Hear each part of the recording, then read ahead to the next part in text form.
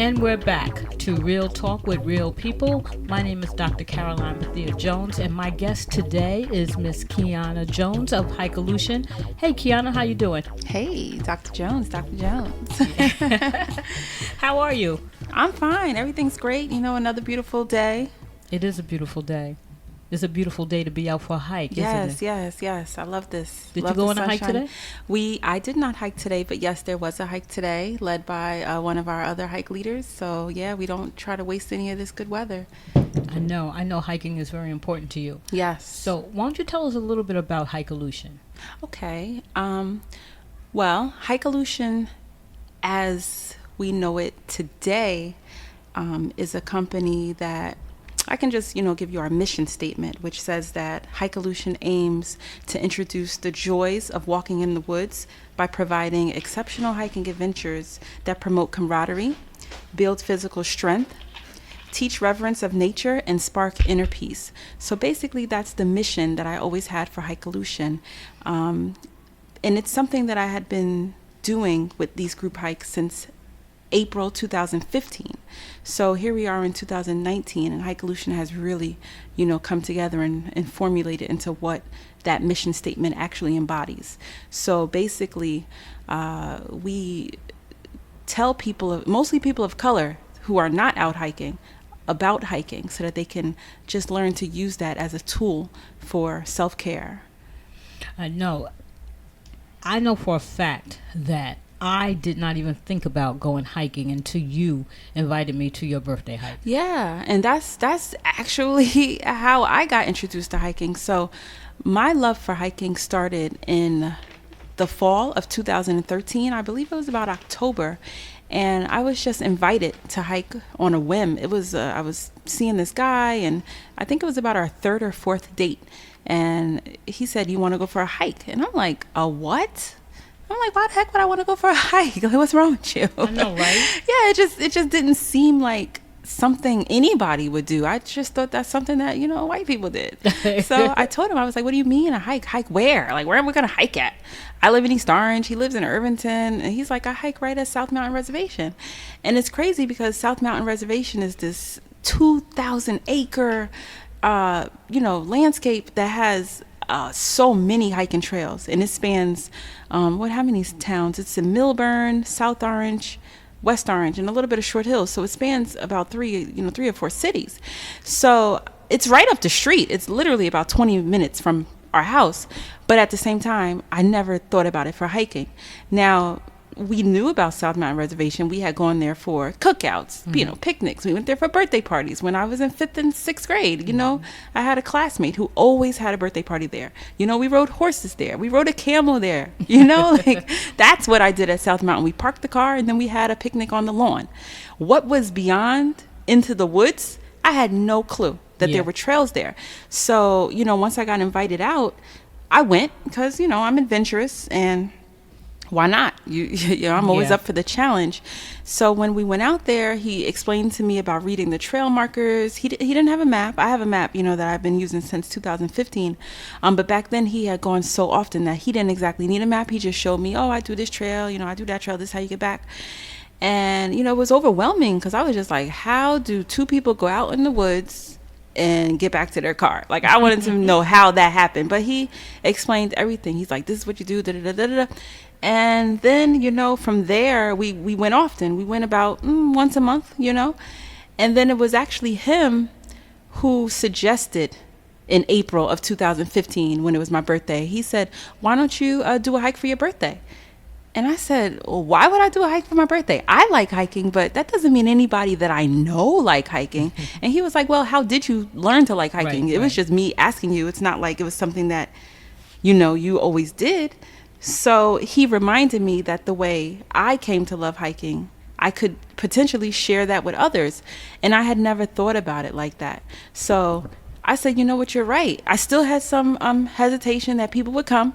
I told him, I was like, I know my friends, they don't want to do this. I'll put it out there though. So I ended up promoting my birthday hike to my friends and family, but also I put it on a website called meetup.com. I was a part of a group called Newark Social that did a lot of social events where, we just hung out for various reasons. So I asked them, I have this birthday hike coming up. Can you post it? So not only did I invite people that I knew personally, I also just put it out there for anybody. And that first birthday hike yielded 17 people that came out. And there was, like I said, a bunch of them that I did not know. So after that first birthday hike, still, I had no idea that there was a company called Hikeolution inside of me. I had no idea that there would be more hiking to come from that. I just knew, okay, I did a birthday hike. And then after that one, everyone had a great time. And they said, when's the next one? And I was like, I don't know. You want to go again next month? So we went out again in May. Then we went out again in June. And we had just been going out every month and had a nice little group forming. And they were looking to me as the person like, to set this up. And so it just kind of fell in my lap as something. And then as early as 2015, we started going out weekly. So something that was monthly, April, May, June, by July, we were pretty much going out weekly. So that's actually where Hikeolution is today. We try to have hikes every week. Weather permitting. Yeah. So where do you go out hiking? Where I know you just mentioned South Mountain Reservation, but you go out hiking in other places. Yes. But because South Mountain Reservation is where my love for hiking was born, we definitely pay homage to South Mountain Reservation. We call that our home. That's Hikeolution's home. That's where Hikeolution was formed. So if we didn't have any place to go, you can always find us at South Mountain Reservation. But yes, in these years that I've been hiking since 2013, there's been other places that we've gone to. So we live here in northern New Jersey, so we pretty much go to most of the places in this area. We go to West Patterson, where they have Garrett Mountain. We go to Boonton, where they have Pyramid Mountain. We go to Ramapo Reservation, which is up in Mawa. We go to Harriman State Park, which is in New York. We go to Bear Mountain, which is in New York. We go down to the Delaware Water Gap. We take 80 all the way down to the last exit in New Jersey, and we hike there. We've done 10 miles of the Appalachian Trail there. So and also in Essex County we have Eagle Rock, and we do a lot of we pick our spot based on what the hike will be. If it's going to be a beginner hike, I choose a trail that wouldn't be so challenging. But I'm telling you, South Mountain Reservation, because it's 2,000 acres and it has so many trails, you can actually have beginner, intermediate, and advanced hikes right in that one location because it has so much to offer. Mm-hmm. So you can always find us at South Mountain Reservation, and we're always open for anyone else that has hiked other places. When they say, hey, do you want to hike here? We go. So I'm actually going to Stairway to Heaven, which is in, I believe, Vernon, New Jersey. And I've never been there before, but we have someone who goes there and she wanted Hikeolution to go there. So we'll be doing that at the end of this month. So we're always looking for new hiking places.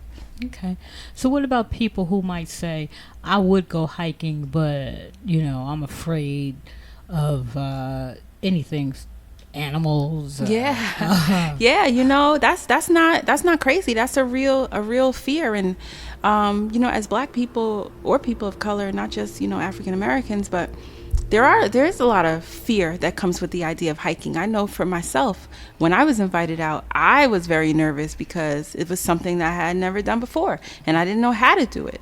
So I think that fear, of course, just comes from the unknown. You don't know what to expect. So you have a fear of what to even wear. I didn't know what to wear. So I went out, the days before and went crazy shopping. I brought all this stuff that I realized you don't even really need. You just need to go. But yeah, there's a real fear there. So when we post hikes, we are always available for questions. We usually put out a little memo that just says what to bring with you. Of course, water is the most important thing. Comfortable footwear is the most important thing. So we tell people how to dress. We tell them what to expect, how long it's going to be, how many miles, so that they can know if they can handle it. But also, as far as animals, the one good thing about South Mountain Reservation is that it's actually located where there aren't any bears, honestly. So far, there's no bears at South Mountain Reservation, but around the rest of the state and other places, there are bears. That is very true. There's a lot of animals that you could encounter. Have you encountered any bears on your travels? I have not personally encountered a bear. I was on a hike some years ago, and there was a group ahead of us that we were not with, but we were in passing, and they told us that they had just saw a bear. So of course we were a little hesitant to continue because we were going in the direction that they just came from. But fortunately, I've never come face to face with a bear. However, if I've talked to experienced hikers, if you've hiked for 10 years, 20 years, there's a good chance that you will have an encounter with a bear. And it doesn't have to be a dangerous one. I mean, we have a bear safety. There's things that, you know, we're taught, and also we have to remember as hikers and as people that, because Hikeolution teaches reverence of nature, we have to remember we are the humans that are in their house. That's right. So I mean, if I go out in the woods and I see a bear, I shouldn't be surprised. That's where they live. That's like a bear coming into our home in East Orange, New Jersey, and being surprised that humans are there. That doesn't make any sense. That's where bears live. Yeah. So, you know, we as humans have to really respect, you know, the animal kingdom and know what's there. There's snakes there. There's true. I've seen tons of snakes hiking. Right. And I used to, you know, be afraid of snakes and dogs and spiders and all those silly things. But, you know, starting hiking has really helped me have an appreciation for all forms of life. Now I see a spider and I'm so fascinated, like, oh, look at this spider web, look at this. And then I see snakes and I don't scream. I'm looking at them like, these are so, you know, amazing. Look at how they move, just having that appreciation. Yeah. So I don't want to come encounter and, you know, I do not want to have an encounter with a bear. Of course I don't. But if I do, I will respect that this is the bear's home. And I will hope that we will both just part ways. Usually bears are vegetarians, by the way. They only eat berries. Okay. So it's not like bears are looking to attack you. It's like if you came in contact with a lion, you should be afraid, because a lion's a carnivore. They could eat a human. I don't know if they do, but they could. Yeah. Bears don't eat humans. Now, do they maul humans with their humongous claws? Yeah. But that's not what they're out there for. They are out to get their meal of berries, and we're out to take our walk in the woods. So there shouldn't be a war between us, between human and animal. Okay. So everyone that I've encountered that has come face to face with a bear, they say that they just kind of slowly back away and go another direction, and it's no problem. Okay. So I mean, that's what I plan to employ if that ever happens to me. Okay. But you still have people who are afraid. Of course. And you know what? You got people who are afraid of the mommy and baby deer. The deer, exactly. Your deer. There's so many deer. And you know what? I'm not going to say I'm afraid of deer, because I'm not. But I will say that when I am hiking and then I see about 10 of them, 10 deer. You get nervous. It gets a little, because you know it's more of them than me. Yeah. So there is a bit of, some anxiety. But you know what? Just being out in nature for me brings so much peace that those fears are actually calmed. So when I speak to people about coming out to hike, I just want to hear what their fears are, so that I can try to answer some of those questions and inform them on what they can expect. Because knowledge is what will pretty much diffuse a fearful situation, just understanding what to expect. But yeah, of course people will be fearful, and fear is good, because fear challenges you. So if you know that you're afraid of something, maybe it's a good idea to face that fear. I mean, usually in life, when there's something that scares you, that's the thing that the universe is telling you need to overcome. So I'm happy when people tell me about their hiking fears, because I know that's a new avenue that I need to reach people in and explain things to make them feel more comfortable. That's a nice task for Hikeolution. Right. And then once people actually get out into the woods with you, they have a very good experience. That's what I hear. That's what I have. That's my intention going into it, leading the hike. And that's what I hear. When I do something called a closing circle at the end of most of my hikes. And that's when we, stand in a circle, take some deep breaths, and just reflect on the hike that we just had. I asked people that have never come out before, maybe what made them come out. I asked them about if any of their expectations were met, or if any of, we talked about their fears, what they thought was going to happen, and then what actually did happen. Are they the same? Are they different? I just have people share. And even the most shy people want to say something about how they feel at the end of the hike. And it's always been favorable, I must say. And that makes me feel good and helps me know that this thing that I'm doing is needed, because there's such a great reception that I hear when people give me their reflections on how the hike made them feel. Right. So why do you think hiking is important to you? And why are you promoting it so much that you want, especially people of color, to meet you out there in the woods and go on some hikes? Why is that important to you? Yes. So for me, when I went on my first hike back in 2013, I was somewhat started on my spiritual journey. Definitely. I had started about 2009, 2010. So I was getting there, baby steps. But in 2013, I definitely wasn't the Keyana that I am in 2019. So I still was doing a lot of work on myself. So back then I hadn't worked on my patience. Back then I still was getting angry about things. I still was very neurotic in terms of how fast I moved through life. I never was in the present moment, which is something that I had always needed to work on. So it's just me being so stressed, pretty much the word stressed. Everyone knows what that word means. I've been an employee for the state of New Jersey for the past 14 years, a government job, and I've been in different departments. I've been in Child Protective Services. I've been in the Department of Community Affairs with housing assistance. Now I'm in the criminal justice system. I'm working at a court.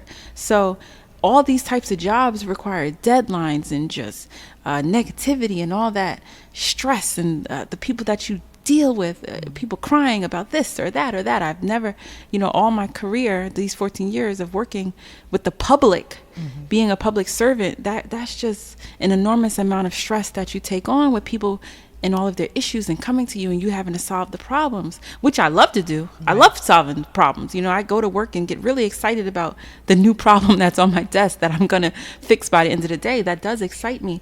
But with that kind of job, definitely it takes a toll on you. Yes. Your mind, your body, your spirit. And I knew that, but I didn't know how to deal with it. So when I went on my first hike and I was out there for those 3 or 4 hours and the whole world got quiet, and I actually took some time to breathe. And when I got back to the car, I was so calm, so relaxed. And I had done yoga. I love yoga. That also made me relax. And yoga is about, maybe an hour. But a hike is, 4 times that long, 3 times that long. So that's like 3 times more peaceful. So to come back from the hike and then go back into my life, it was so easy to feel the difference between what stress feels like and what peace feels like. So because that difference was so drastic, when I went back to work on Monday and, the following days, and I started feeling that stress, my immediate response was, I need to go back out for a hike. And then I would do that. I would go back out for a hike, feel better. And then so it became, wow, I need this. It's mandatory. I cannot live this life anymore without a mode of self-care. So for me, it was a real personal experience that I can say as a scientific method. I tried this theory, this is the data, and this is what happened. This is the conclusion. So once I felt that and saw that it worked, I couldn't do anything but share it with anybody else. Because I know a lot of people that are stressed, not just people that work, in the type of job I work in, but there's hundreds of jobs out there that are stressful. Right. So, and then, sitting down, talking with my girlfriends, talking with my family, talking with anybody, all of us, sitting down, having conversations where we vent and share about our stresses. Right. How could I not tell someone, hey, why don't you come out and try this hike and see if that makes you feel better? And then having a group of folks actually come out, a small group, we were about 5 or 6 back then. And they all felt the same thing that I felt. I knew I wasn't crazy. I knew it wasn't just me. I knew this was something that everyone could feel if they got out there. So you asked specifically about Black people, people of color. So of course I'm a person of color, so I can only speak for my experience and what I feel like my people would feel. And I know that we have an enormous amount of stress in general, just for everything that we deal with. So I was just hoping that this could be something that we really, really needed to return back to. And then because Black people are so spiritual, innately, like without even trying, we're just spiritual. That's just something inside of us, something that's always connected us. And because I found such a connection while I was hiking to bring me back to myself, I'm like, this is exactly what people of color need. This is exactly what we need, because we can't keep going the way we're going in this world with everything coming at us, all these attacks coming from everywhere, and us not having any recourse to combat that. So this is something so small that you can do. Go out, take a walk, look up at the trees, feel the wind on your skin, listen to the sound of water, listen to the birds chirp, take some time to meditate, say a couple of affirmations. Like, it's not hard. It's so simple of a task, and yet we don't do it. So I was really charged with, after feeling that for myself, saying I have to spread this message. I have to. And it was interesting because when I discovered it, I didn't know anything about hiking or about any other people. But of course, once I got into it and then started, looking for other people that hiked, other people of color, then I found tons of groups. There's tons of Black people out here that hike. So that made me feel really good to say, wow, this is exactly what we need. And people just don't know. Yeah. Because I didn't know prior to 2013. And everyone that I talk to, even to this day, if they'd never heard about Black people hiking, it's me telling them, yes, we do. Hikeolution is not the only group that's out here trying to get Black people to return back to nature. Yeah, that's good. Now, there is also something special about the name Hikeolution. Yes. So tell us about that. Yeah, I actually have to give credit to a good friend of mine, Jonathan Travis. So back in 2016, we had been hiking and we had a nice little group going. And in December, I said, you know what, guys, I think I want to really try to name this and make it, I want to kind of make this my business. I want to, see what I can do. We need a name. So I put it out there for people to give us names and things. And my friend Jonathan, he's real like Black Power. So he was kind of thinking about the word revolution. So he said Hikeolution, which I immediately loved when I heard it. When I heard it, I knew that was it. But then I actually went a little deeper with it. So even though he thought about a hike revolution, I looked at it threefold. So when I pitch Hikeolution, I tell them about the solution, the evolution, and the revolution. So there's three parts that make up Hikeolution. So as far as the solution goes, hiking is one solution to your fitness goals. If you have fitness goals, hiking can be one of them. And then evolution is about change. So when I talk about your personal journey, your personal evolution, hiking can lead you to that, because you get so much clarity when you're out in nature. So that can really help you evolve as a person. Right.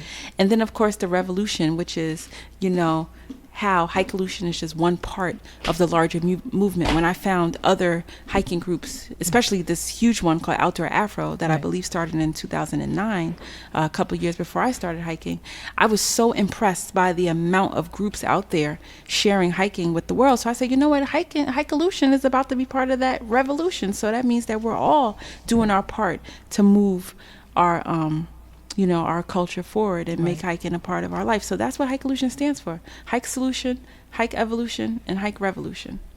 Now, do you have any partnerships that you go out and partner with? Well, yeah. So the way Hikeolution works is we have our own hike schedule. So we definitely get out on our own weekly. But it's also, as far as the business portion, Hikeolution is run by people coming to us so that we can lead hikes for them. Okay. So we've partnered with a lot of organizations that have members, and they want to do a hike specific to their members. So we've done hikes with the Urban League of Essex County. They have a young professionals group, and they did it was called YP Fit. They had a YP Fit initiative where they wanted to do, fitness things. So hiking was one of the things that they did. They've done actually 4 hikes with Hikeolution. I have another group that reached out to us. They were the North Jersey Young Professionals. That's a meetup group. We also have, of course, your organization, the Yes. Sisters Helping Sisters in Christ Ministry, which asked us to lead some nature walks for them. So we're very grateful for that. We also had 2 Jewish schools that had us lead youth hikes for them. And that's pretty much how Hikeolution goes. We are, we are the ones that can take groups out to get their experiences. And they don't, if the average Joe doesn't know how to navigate the reservation, that's where Hikeolution steps in.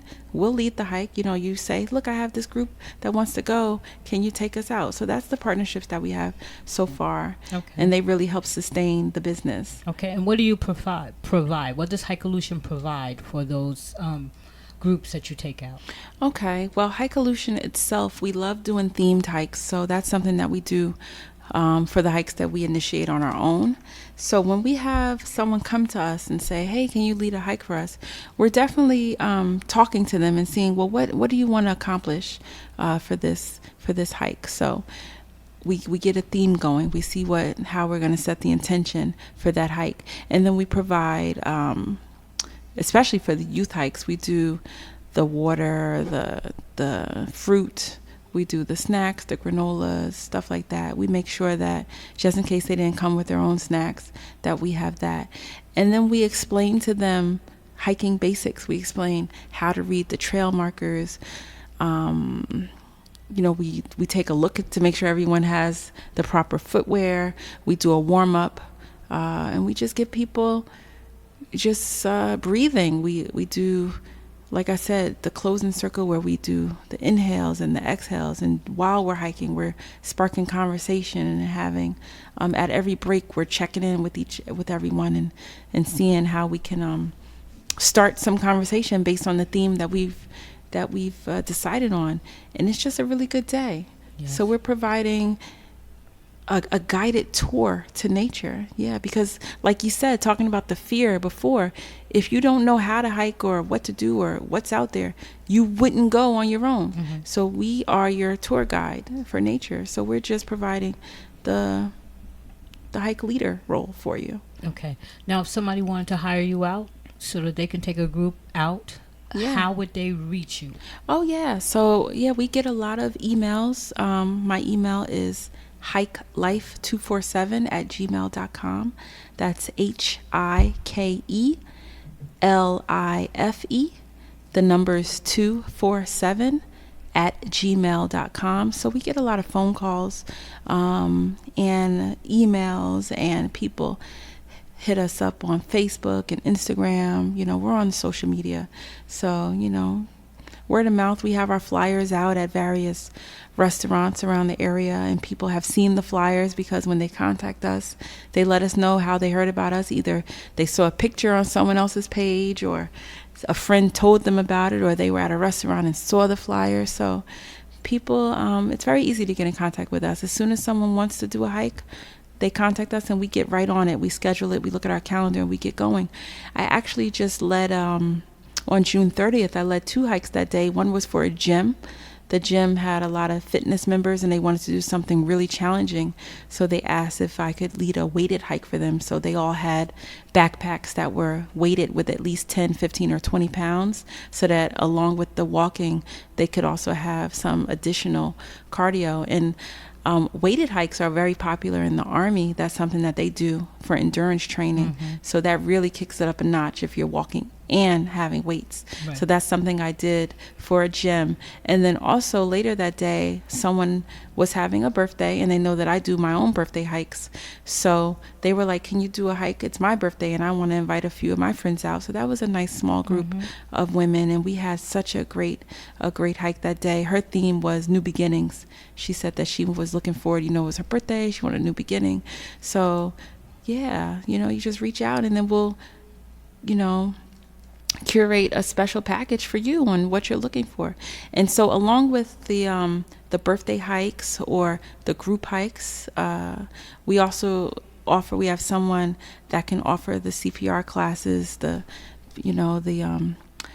first aid training. We have someone, so we're looking to definitely do a group for that. I know Sisters Helping Sisters in Christ was also interested in partnering with us to do basic life-saving skills. I can't wait to do that. Really excited about it. Yeah, And we then, can't wait either. Yeah, and then I also offer something called hike therapy, and I use the word therapy very loosely, very loosely. But that's one-on-one individual hiking. So if someone, and I've definitely utilized it already. Some people call and say, "Hey, I'm going through something. I just want to talk. Can you take me out?" And I do these one-on-one hikes where we go out and walk and talk, and I let them vent. And of course, I don't offer advice because that's not what you do. But you just let them talk through their issues and whatever's bothering them, get that load off their chest, and then you let nature do the rest. They feel so much better after a 2-hour hike with me. So I'm very happy to be able to offer that too. And these services are, you can find some descriptions of them on our Facebook page. Oh, okay. Yeah. I'll leave your Facebook address on the website. Yeah, most people spell Hikeolution wrong, so that's Hikeolution. Hikeolution. And that's the Facebook, Hikeolution at Facebook? You just go on Facebook and then just put in Hikeolution. You put it for the search. Yeah, you can find us. Now, I'm sure it's probably facebook.com/Hikeolution. Probably. Like most things. Yeah. Now, is there an age limit? I mean, when I say, not limit, but is there an age, if you're doing the group, the youth hikes, for instance, is there an age in which you start? What age do you take the youth out? Do they have to be a certain age? That's an excellent question. I'm so glad you asked that. And that's also something that I probably should have mentioned when we discussed my push to get people of color out into the woods. So what I noticed is that when I'm out hiking, I see a lot of non-black families. I mean, pretty much I'll just say white families. The white parents, they have their infants out. They have them in carriers on their back. They have them barely able to walk their toddlers out in nature doing it's not exactly a 5-mile hike that I would do with adults, that's true, but just knowing that you don't have to wait for a certain age to get your child exposed to nature was a concept that was foreign to me, and I think it's kind of foreign for us. Right. We feel like, oh no, my kid wouldn't like that, so I'm not going to bring them, and we have to really get away from that. So what Hikeolution has been doing, we did our first youth hike 2 years ago, and we started that, it was about age 7 and up. But once I just kept constantly seeing these other parents with their children under the age of 3, which really shocked me, I was like, wow, they're bringing their 1-year-old out? That's kind of crazy, but it's not crazy. What's crazy is to think that you have to wait for a child to get older to expose them to this level of education. So what we do is we're going to actually begin doing some play dates in the woods, and that's for moms and dads to bring their children under 5 out. So we really want to get that 0 to 5 group out. And those aren't, you're like, well, how do you hike with a 2-year-old? They're not hikes. They're more like nature walks, introductions to nature. So you just kind of go in a little bit, walk a little bit, like maybe half a mile, and then you come back. So it's the way you tailor a hike to a specific age group is to just change the trail. You increase the time, or you increase the type of trail, something, more challenging, maybe something more rocky or less rocky. So that's how you can tailor a hike based on the age. So the youth hike that we had today was ages 6 to 10, I believe. So we do separate the hikes based on age. Yes, we do. But there is no age restriction. Anyone of any age can hike. It's just that when you have different ages, then you have to do a specific kind of hike. So we won't have a 2-year-old with the 16-year-old, or an 11-year-old with a 4-year-old. Those are 2 different kinds of hikes. So if I know that we're going to have a group of young toddlers, then I know, okay, boom, that's only going to be a certain amount that's not even going to hit a mile. But when I have the youth that are about 6 and up, 6 to 10, then we do about a mile and a half. And then when you go to, over the age of 10 and to teen, now you're looking at 3 miles, 4 miles. And then of course the adults, we can go 5 and up if we like. If it's not a beginner hikes are usually about 3 to 5 miles. And then the rest are over that. So yeah, it's a all age activity. So on the other scale of that, senior citizens, older people, definitely. Have you had any experience with the older, and when I say older, I'm not talking about 58 or 9. Right. That's my age. Right. I'm talking about 70, Yeah. 80. Well, 80. I haven't personally hiked with anyone that was 80, but when I went hiking just last weekend, I was up at Harriman State Park, and there was an Asian family. It was 4 generations, because it was the children, well, that's not 4, that's 3 generations, excuse me, but it was the children, the children's parents, and then there was a grandmother. And I was just so impressed that this grandmother was out. So she looked like she was probably in her 70s. Okay. And up. And then we have a hike leader who's 62. And I mean, that's not old either, but he's been hiking for about as long as I have, and he's very fit. So really, there's no age limit. It's just that, getting out, so I know with your group, the women's ministry group, Right. Those women are between 50 and 65. 65, yeah. Yeah, so that's a older group, and we do a nice 1 to 1.5 mile nature walk, and we just take our time with it. Yeah. So of course there's, things you want to be mindful of. You want to be mindful of someone's fitness level. Right. You want to be mindful of the terrain that you're walking on. You don't want anyone to fall and break their hip. God forbid. You know what I'm saying? So, but you don't want to deter anyone from coming.